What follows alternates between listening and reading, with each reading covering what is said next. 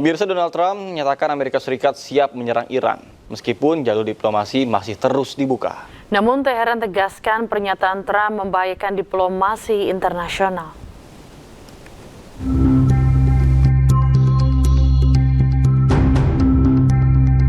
Presiden Amerika Serikat Donald Trump menegaskan negaranya siap teruskan opsi militer untuk Iran jika diperlukan. Pernyataan Trump tersebut di tengah negosiasi dengan Iran yang masih berlangsung. Trump juga mengklaim Iran hampir dapat memproduksi senjata nuklir, namun tidak tercapai karena kehadiran Trump. At what point with Iran do you think they're going to cry uncle and actually come to the table? You know, maybe they will cry uncle, or maybe they'll just give up, or maybe they'll just go into a cave and hide. You know, they have caves very deep in the ground and they can hide. They get shaken up pretty good, but they can hide. But we've taken out their first level of leadership, and we're negotiating with the rest, and we'll see how it all works. And right now we are talking to them seriously, and maybe even more so, the B-2 bombers. If that plane right there, that beautiful plane, the wing, it carries the largest bombs in the world, going at very tremendous speeds. Every one of them hit and blew it to hell. If that didn't happen, they would have had a nuclear weapon, and there would be no Israel. If I wasn't here, if I wasn't president, there would be no Israel, and there probably would be no Middle East, and you saw that. Sementara itu, Menteri Luar Negeri Iran, Abbas Araghchi, menyatakan serangan militer AS yang terus berjalan menjadi pesan berbahaya bagi diplomasi internasional. از همه نگران کننده تر آنکه این تجاوزات در شرایطی صورت گرفت که جمهوری اسلامی ایران مسیر دیپلماسی و گفتگو را برگزیده بود و مذاکرات برای حل و فصل اختلافات در جریان بود. پاسخ به دیپلماسی نه از مسیر مذاکره بلکه با حمله نظامی داده شد. چنین رفتاری اعتماد به دیپلماسی را تضعیف می‌کند. اعتبار سازوکارهای مسالمت‌آمیز حل اختلافات را زیر سوال می‌برد و پیام خطرناکی برای آینده روابط بین‌الملل به همراه دارد. Iran menegaskan tetap berkomitmen pada jalur diplomasi, namun menilai diplomasi sulit berjalan jika terus ada tekanan militer. Pemirsa, aksi heroik dilakukan seorang pria Palestina di Nablus, tepi barat. Ia berhasil memberikan perlawanan terhadap aksi teror bersenjata api yang dilakukan pemukim ilegal Yahudi. Serangan teror para pemukim ilegal Yahudi bersenjata api terjadi di desa Tal dekat kota Nablus, tepi barat. Berusaha membela tanah airnya, seorang warga Palestina, Farouk Ramadan, dengan gagah berani melakukan perlawanan. Farouk berhasil merebut senjata api yang dibawa oleh seorang pemukim ilegal Yahudi. Ia kemudian menyerang pemukim Yahudi tersebut dengan senjata api. Namun naas, ia dan 3 warga Palestina lainnya syahid di tangan pasukan Zionis.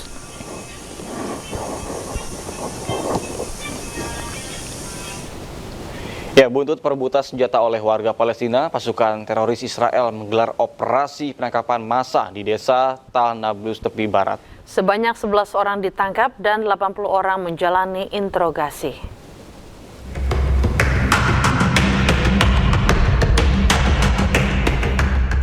Pasukan penjajah Israel melancarkan operasi penangkapan massal warga Palestina di desa Tal, barat daya Nablus. Operasi teror ini dilancarkan 1 hari setelah aksi heroik seorang warga Palestina, Farouk Ramadan, yang berhasil merebut senjata api dan menembak mati pemukim ilegal Yahudi. Walid Zidan, Kepala Dewan Desa Tal, mengatakan bahwa pasukan Zionis Israel telah mempertahankan jumlah pasukan yang besar sejak aksi heroik Farouk Ramadan. من فترة طويلة من قصة الاستيطان والمستوطنين قبل فترة يعني قبل أسبوع توجهوا لبير الغزال ما يقارب 50 مستوطن وحركوا بيت لشاب من عندنا من تل اسمه صهيب رضوان وحاليا هو معتقل من ضمن المعتقلين وأحرقوه بالكامل. يعني أنت بتيجي على بيتي بتحرق بيتي، شو بدي أعمل؟ أنا بدي دافع عن حالي، يعني أنا دافع دم كلبي في بيتي عمرته وأخذت قرض مشان أعمر بيتي وأعيش بسلام وبهناء، بس هم ما بدهم إياك تعيش أنت في هاي البلاد بسلام، هم بدهم يهجروك من هاي البلاد. Pihak militer Zionis mengklaim menangkap 11 warga Palestina di desa Tal dan menginterogasi sekitar 80 lainnya.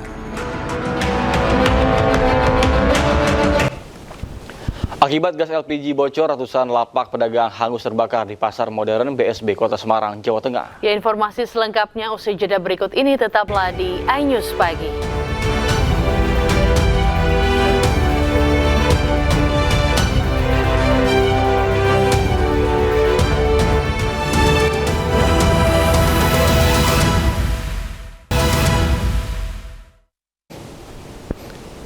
Pemirsa, Pasar Modern BSB Kota Semarang, Jawa Tengah ludes terbakar akibat kebocoran gas LPG yang menyambar kompor. Ya, kebakaran menghanguskan dan menghancurkan ratusan lapak pedagang. Lur, kobongan lur. Di Pasmod BSB lur. Asap hitam pekat membumbung tinggi terlihat dari kejauhan saat kebakaran menghanguskan Pasar Modern BSB Kota Semarang, Jawa Tengah Minggu siang. Kobaran api merambat cepat, meluluhlantakan 179 lapak pedagang, membuat pedagang dan pengunjung panik berlarian.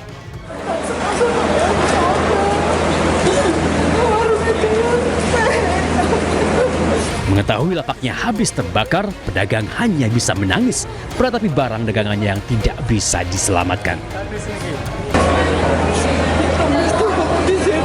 Ada baru diisi kulkas kemarin. Oh, ya Allah. Kondisi goreng. Ya Allah, ya Rabbi. Astagfirullahaladzim. Kemarin aku jualan di sana. Terus pindah ke sana? Jual apa? Api diduga dari gas LPG yang bocor di sebuah warung soto menyambar kompor yang menyala. Awalnya dari soto, mau masang gas, terus bocor, kebetulan kompor satu masih nyala. Api langsung nyambar. Kita berusaha sama satpam mecahin itu, pemadam itu, yang apar itu. Pemirsa, Kejaksaan Agung meminta maaf usai mantan Jampitsus Febri Adriansyah tampil tanpa mengenakan rompi tahanan dan tidak diborgol. Padahal Febri telah ditetapkan sebagai tersangka atas kasus dugaan tindak pidana pencucian uang dan ditahan. Tetapi ini sudah menjadi keputusan pimpinan, saya siap menghadapinya, ya, dan saya merasa memang ini kriminalisasi. Terima kasih ya. Mantan Jampitsus Kejagung Febri Adriansyah tidak mengenakan rompi merah muda atau pink saat hendak diangkut dengan mobil tahanan ke rutan KPK. Tak hanya itu, tangan Febri juga tidak diborgol layaknya seorang tersangka. Jaksa Agung Muda Bidang Pengawasan Kejagung, Rudi Margono selaku koordinator Tim 9 mengatakan hal tersebut bisa terjadi lantaran buru-buru dan sudah malam. Padahal berdasarkan kebiasaan di Kejagung, tahanan akan dipakaikan rompi pink dan diborgol. Ya, kalau masalah rompi tadi mohon maaf, karena buru-buru juga udah malam ya. Terus yang kedua, modus operandinya secara umum, dugaan TPPU yang dilakukan oleh penyelenggara negara dalam jabatannya sebagai jaksa atau pejabat struktural selama dia menjabat.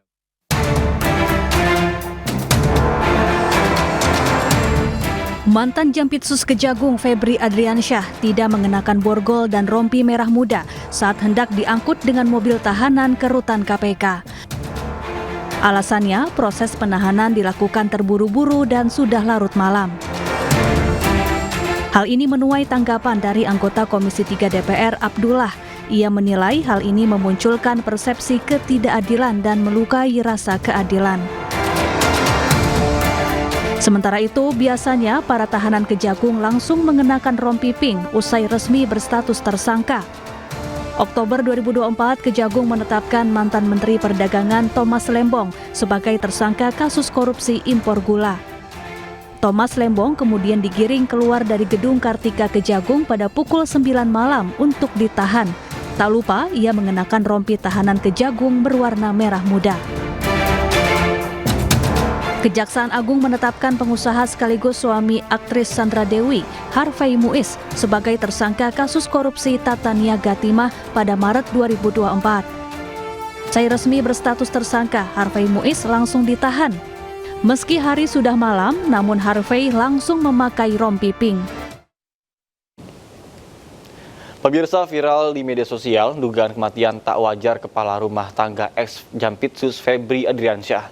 Dalam informasi tersebut, Sutrimo meninggal dunia dengan kondisi mulut berbusa. Sutrimo, kepala rumah tangga ex Jampitsus Febri Adriansyah, ditemukan tewas tak wajar. Korban tewas dengan mulut berbusa. Korban sempat dilarikan ke sebuah klinik. Korban juga sempat ke rumah sakit Muhammadiyah di Taman Puring, Kebayoran Baru dan dinyatakan telah meninggal dunia. Dikabarkan Sutrimo sempat menelpon saudaranya dan mengeluhkan sakit di bagian lambung. Almarhum Sutrimo dibawa ke kampung halaman untuk dimakamkan. Tinggal itu.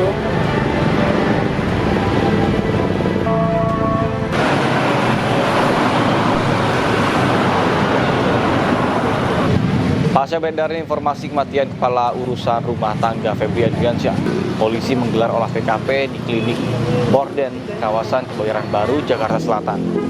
Polisi juga memasang garis polisi di lokasi serta meminta keterangan sejumlah saksi.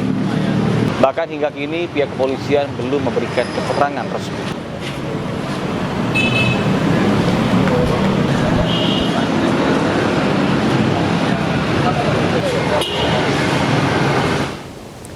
Pemirsa, Komisi Pemberantasan Korupsi menggeledah rumah Kepala Dinas PUPR Kota Bengkulu, Noprisman. Dari lokasi KPK mengamankan uang tunai sebesar 4 miliar rupiah. Penggeledahan di rumah Kepala Dinas PUPR Kota Bengkulu ini berjalan selama 7 jam.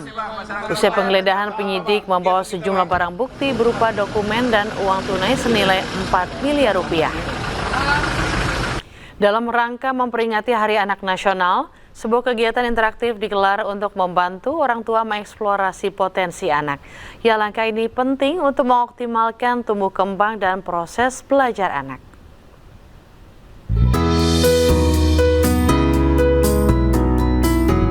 Morinaga menggelar acara dunia generasi platinum, Door of Future Advanced Intelligent Lab di The Dome, Senayan Park, Jakarta.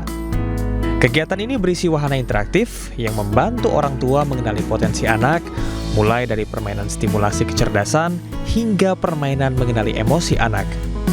Tumbuh kembang anak yang optimal tidak hanya melalui pemenuhan nutrisi, namun juga menciptakan lingkungan belajarnya.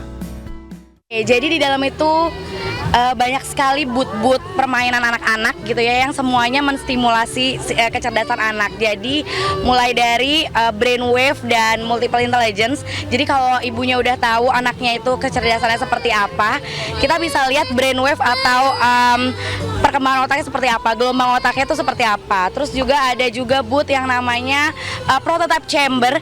Jadi anak-anak tuh bisa bikin tumbler mereka sendiri DIY dan mereka langsung bisa bawa pulang. Terus juga ada namanya Beat Builder. Beat Builder itu anak-anak bisa bikin musik dengan caranya dia sendiri dan itu bisa langsung di-scan, di-shareable juga. Morinaga juga meluncurkan lagu berjudul Kini dan Nanti, hasil kolaborasi bersama dengan Lale Lemanino, sebagai apresiasi terhadap peran orang tua dalam tumbuh kembang anak. Acara ini diharapkan meningkatkan peran orang tua dalam memahami keunikan dan potensi anak untuk menghasilkan generasi Indonesia yang berkualitas.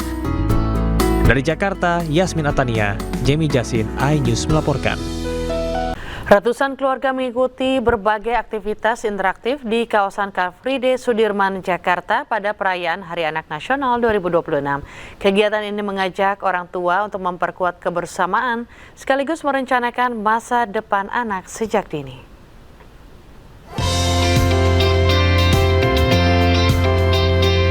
Ratusan keluarga memadati One Family Fest yang digelar oleh PT Prudential Syariah Life Assurance atau Prudential Syariah dalam rangka memperingati Hari Anak Nasional 2026 di kawasan Car Free Day Sudirman, Jakarta Minggu pagi.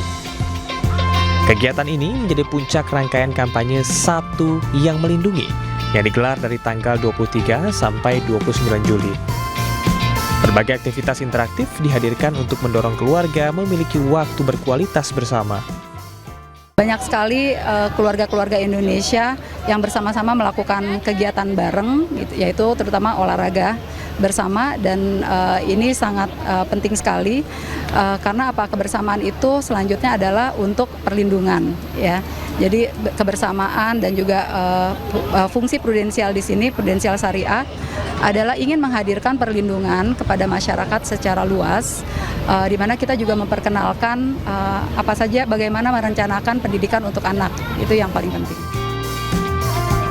Kegiatan ini diharapkan meningkatkan kesadaran masyarakat akan pentingnya kebersamaan keluarga serta perencanaan masa depan anak sejak dini. Dari Jakarta, Rizky Ihwal, Damar Wicaksono, iNews melaporkan. Pemirsa, pasukan Amerika Serikat menyerbu 2 kapal tanker di Teluk Oman dan juga Laut Aram. Sehari sebelumnya, pasukan Amerika Serikat menggelar blokade laut terhadap pelabuhan-pelabuhan Iran. Dengan mengerahkan helikopter, pasukan Angkatan Laut Amerika Serikat menyerbu kapal tanker Charminar berbendera Komoro di Laut Arab. Sementara itu di Teluk Oman, Angkatan Laut Amerika Serikat menembak ruang mesin kapal tanker Lavin berbendera Mozambik.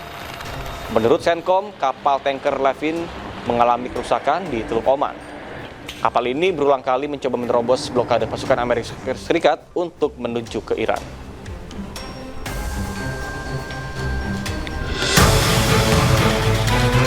Sementara Pusat Komando Amerika Serikat, Senkom, masih memperlakukan blokade penuh perairan Iran. 12 kapal komersial mencoba menerobos blokade Amerika Serikat, diminta untuk putar balik. Dalam rilisnya, Pusat Komando Amerika hingga kini tetap waspada penuh dalam mode siaga tempur.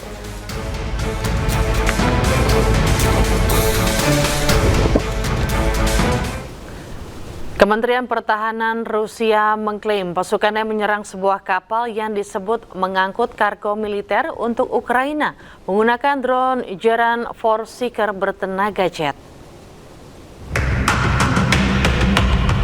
Rekaman yang dirilis Kementerian Pertahanan Rusia memperlihatkan sebuah drone mendekati kapal pengangkut kargo logistik Ukraina.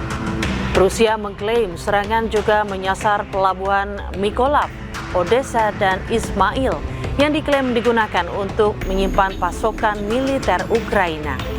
Dalam sepekan terakhir, Rusia telah menyerang 27 kapal di wilayah Odessa dan Mykolaiv.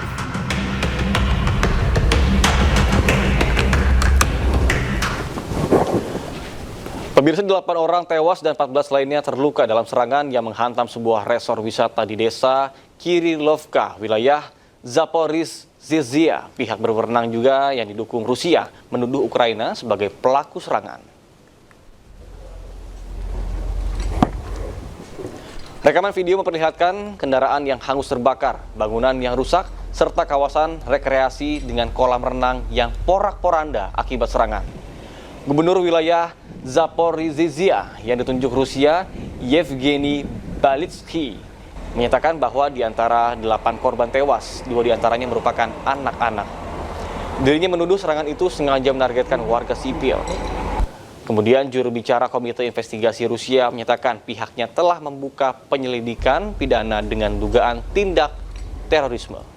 Bahkan hingga kini Ukraina belum memberikan tanggapan atas tuduhan tersebut.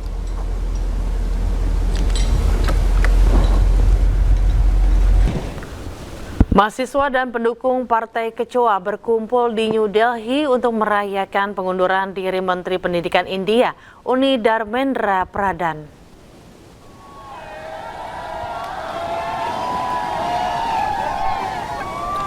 Sambil bersorak-sorai, ribuan demonstran di New Delhi, India, merayakan pengunduran diri Menteri Pendidikan mereka, Uni Dharmendra Pradhan.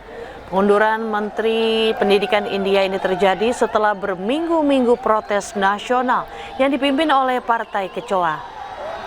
Massa menuntut reformasi ujian, dibukanya lebih banyak lapangan kerja dan peluang bagi kaum muda India. Gerakan kaum muda India ini dipicu dugaan kebocoran yang mempengaruhi ujian masuk nasional.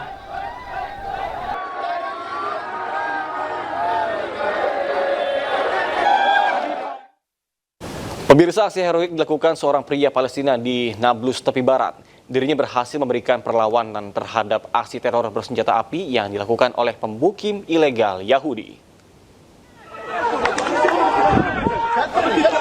Serangan Serangan teror para pemukim ilegal Yahudi bersenjata api terjadi di desa Tal dekat kota Nablus, tepi barat.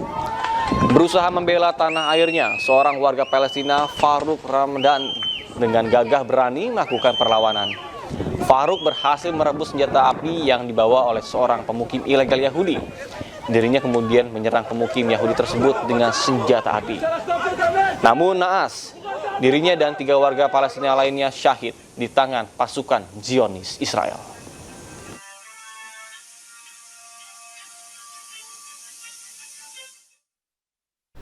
Buntut perebutan senjata oleh warga Palestina, pasukan teroris Israel menggelar operasi penangkapan massa di desa Tal Nablus, tepi barat.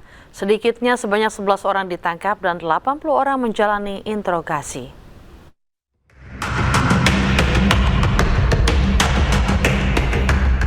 Pasukan penjajah Israel melancarkan operasi penangkapan massal warga Palestina di desa Tal Baradaya Nablus. Operasi teror ini dilancarkan 1 hari setelah aksi heroik seorang warga Palestina, Faruk Ramadan, yang berhasil merebut senjata api dan menembak mati pemukim ilegal Yahudi.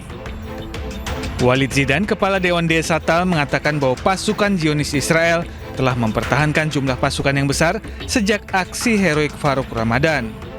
من فترة طويلة من قصة الاستيطان والمستوطنين قبل فترة يعني قبل أسبوع توجهوا لبير الغزال ما يقارب 50 مستوطن وحركوا بيت لشاب من عندنا من تل اسمه صهيب رضوان، وحاليا هو معتقل من ضمن المعتقلين وأحرقوه بالكامل. يعني أنت بتيجي على بيتي بتحرق بيتي، شو بدي أعمل؟ أنا بدي دافع عن حالي، يعني أنا دافع دم كلبي في بيتي عمرته وأخذت قرض مشان أعمر بيتي وأعيش بسلام وبهناء، بس هم ما بدهم إياك تعيش أنت في هاي البلاد بسلام، هم بدهم يهجروك من هاي البلاد. Pihak militer Zionis mengklaim menangkap 11 warga Palestina di desa Tal dan menginterogasi sekitar 80 lainnya.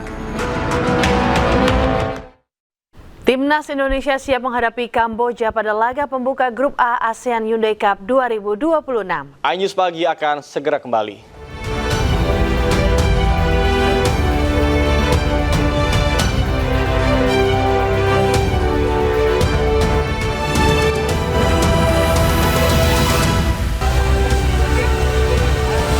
Suara ledakan terdengar saat gudang gas LPG oplosan terbakar di kawasan Cakung, Jakarta Timur.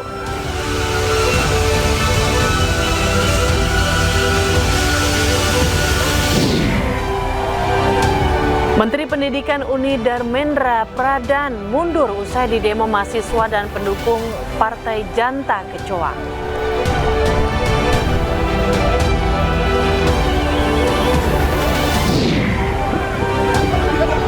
Aksi heroik seorang pria Palestina di Nablus, tepi barat melawan aksi teror bersenjata api yang dilakukan pemukim ilegal Yahudi.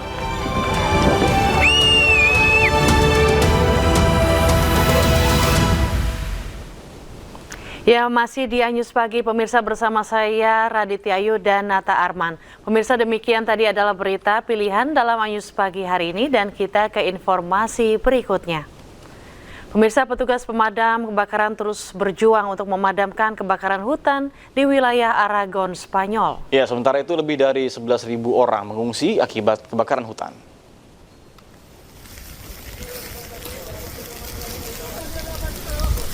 Tim penyelamat berupaya mengendalikan kobaran api yang menyebar dengan cepat usai pemerintah setempat mengumumkan kondisi darurat nasional kebakaran hutan.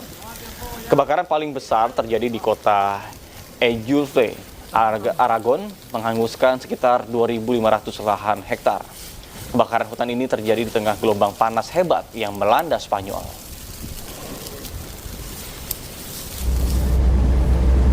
Kebakaran hutan menyebar dengan cepat di Sierra Oeste, sebelah barat Madrid, Spanyol. Ribuan warga meninggalkan rumah mereka karena kobaran api terus meluas. Rekaman video menunjukkan sebuah kendaraan melaju di sepanjang jalan pegunungan, sementara kobaran api melahap semak-semak dan pepohonan. Asap tebal membuat pengendara harus ekstra berhati-hati. Lebih dari 11.500 orang dilaporkan mengungsi akibat kebakaran.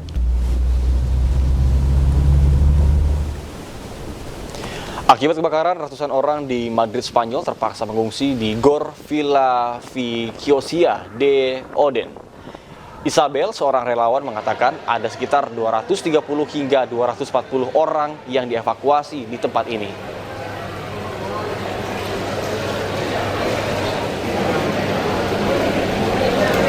240 personas aproximadamente que han sido evacuadas fundamentalmente de Chapinería, Navas del Rey y Pelayo.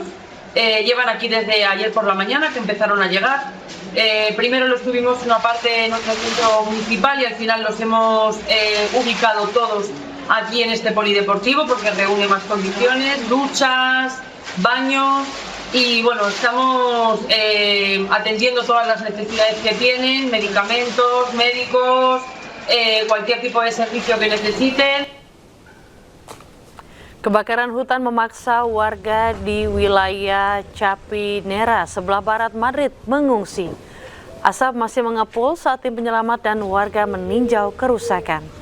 Pihak berwenang memerintahkan evakuasi Chapinera, Navas del Rey, dan Colmenar del Arroyo Jumat lalu. Lebih dari 270 petugas darurat dan 40 unit damkar dikerahkan. Petugas damkar militer dan pesawat pemadam dikerahkan pemerintah Spanyol.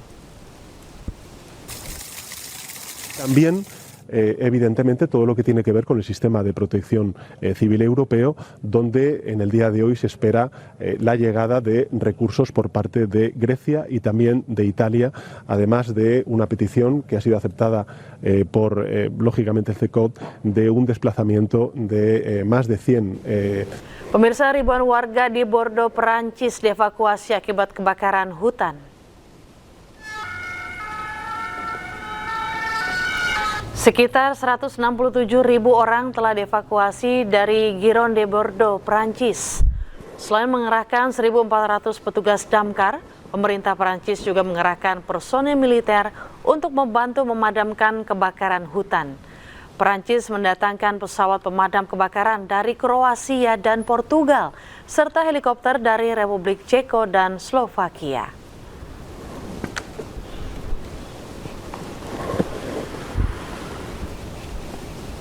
Ya, musim kemarau panjang mulai berdampak. Warga Bogor ikhtiar dengan menggelar sholat istiqo sementara di Sukoharjo dan Banyumas, Jawa Tengah. Warga mengandalkan bantuan pengiriman air bersih dari BPBD karena kesulitan mendapatkan air.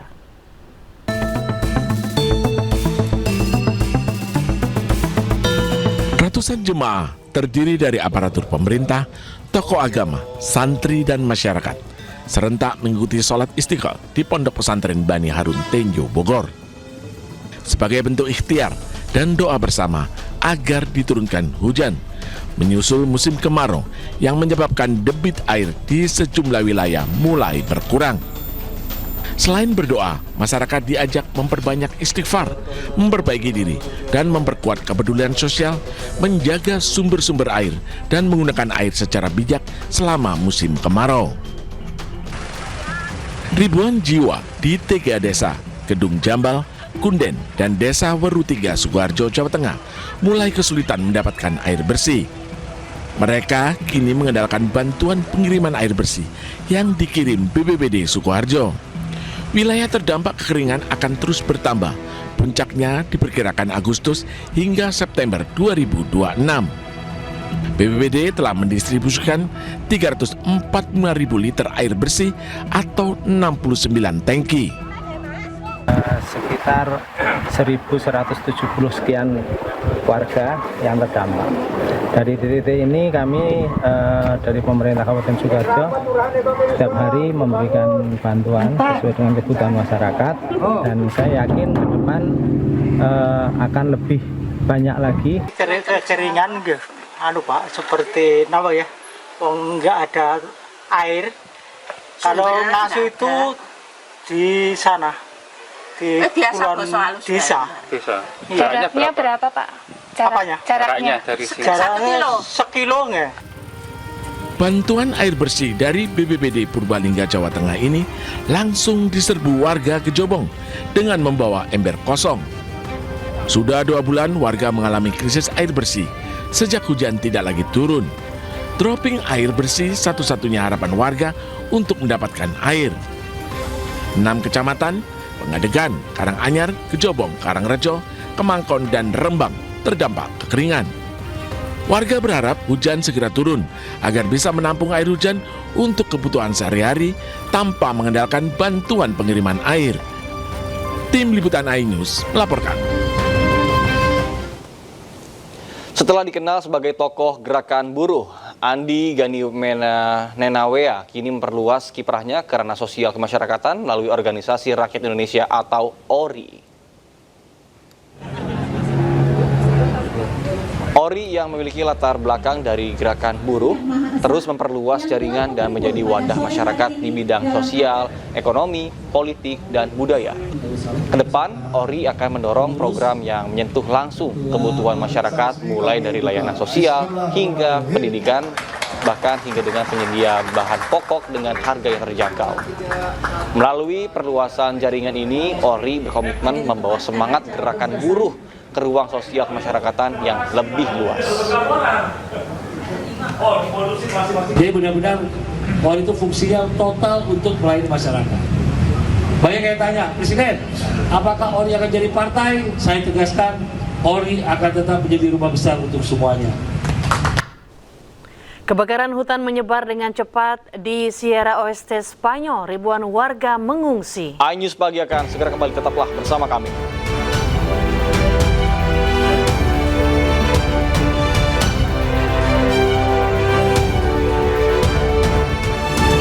Pemirsa, selamat menunaikan ibadah sholat subuh untuk Anda di wilayah Jakarta dan sekitarnya.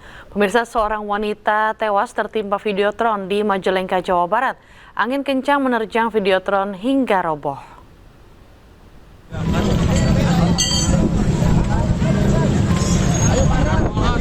Wanita ini tewas tertimpa Videotron jumbo saat melintas dengan sepeda motor di perempatan Cigasong, Kota Majalengka. Warga Degarmanah, Banjaran berusia 18 tahun tewas di lokasi berdirinya Videotron.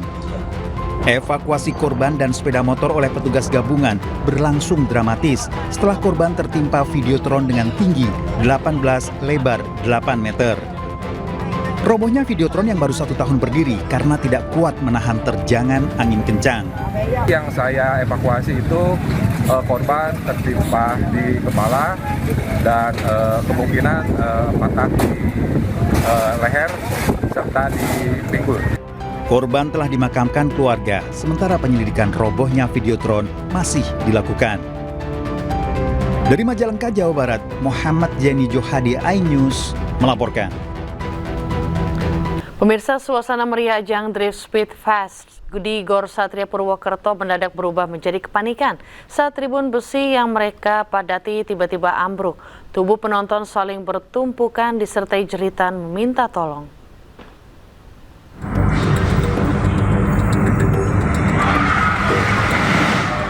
Kepanikan terjadi saat tribun besi di Gor Satria Purwokerto, Banyumas, Jawa Tengah yang dipadati ratusan penonton tiba-tiba roboh.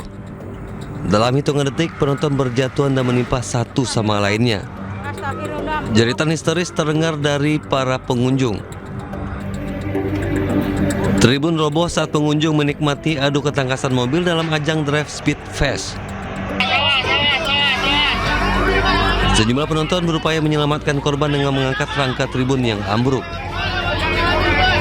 Video anak itu tiba-tiba panggung ambruk, pas selesai ada yang mau mobil dimulai, terus ambruk begitu saja. Akibat peristiwa ini tercatat 75 korban luka dan dirawat di sejumlah rumah sakit di Banyumas. Sebagian besar korban mengalami luka akibat terjatuh maupun tertimpa penonton lain saat tribun ambruk. Beberapa korban dilaporkan mengalami patah tulang dan masih menjalani observasi lebih lanjut. Hingga kini polisi masih menyelidiki penyebab pasti ambruknya tribun. Dari Banyumas, Jawa Tengah, Saladin Ayubi, iNews melaporkan.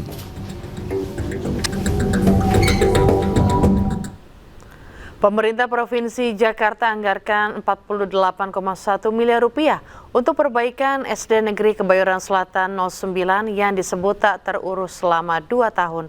Sementara Menteri Koordinator Bidang Infrastruktur dan Pembangunan Kewilayahan Agus Harimurti Yudhoyono menyebut pemerintah akan berkomitmen untuk mengawal langsung revitalisasi sekolah di seluruh Indonesia.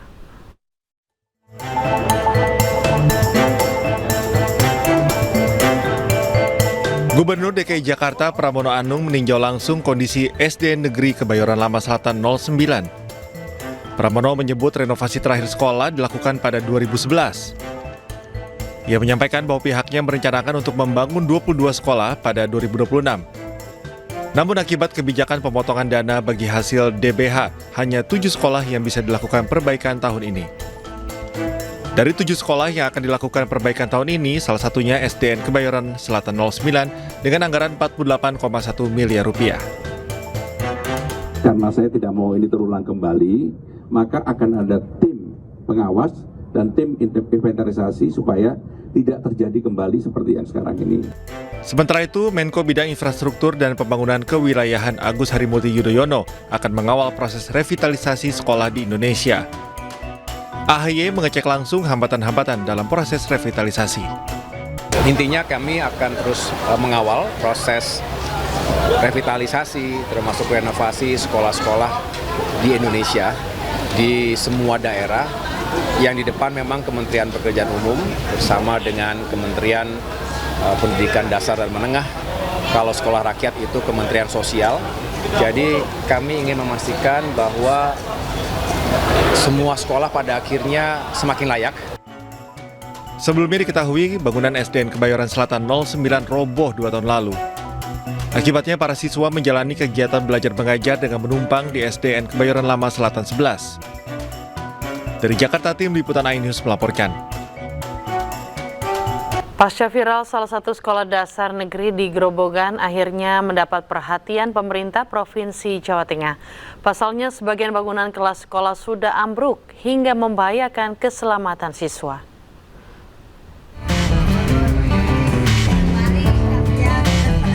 Kondisi bangunan SD Negeri Tanggirejo di Kecamatan Teguwanu, Kabupaten Grobogan memprihatinkan setelah salah satu atap ruang kelas roboh. Akibatnya, kegiatan belajar mengajar terpaksa dipindahkan ke ruang perpustakaan, musola, hingga ruang guru yang disekat. Sebelum nanti direvitalisasi, sebagai langkah penanganan darurat, Pemprov Jawa Tengah berikan bantuan dana 50 juta rupiah untuk perbaikan. Kami menggunakan dana UBZ, ya semampu kami, kurang lebih berapa 50 juta kami berikan untuk membantu sebagian yang rusak. Kalau semuanya keseluruhan nanti yang 4 lokal bahkan 5 lokal itu nanti akan dibantu dengan dana revitalisasi dari pemerintah pusat. Sebelumnya, ratusan siswa SD Negeri Tanggirejo Grobogan terpaksa menikmati makan bergizi gratis di halaman sekolah sejak beberapa bulan lalu. Kerap kali angin kencang yang membawa debu jalanan menerjang anak-anak yang tengah menyantap makanan. Mereka terpaksa makan di halaman karena kondisi sekolah rusak berat. Bahkan April lalu,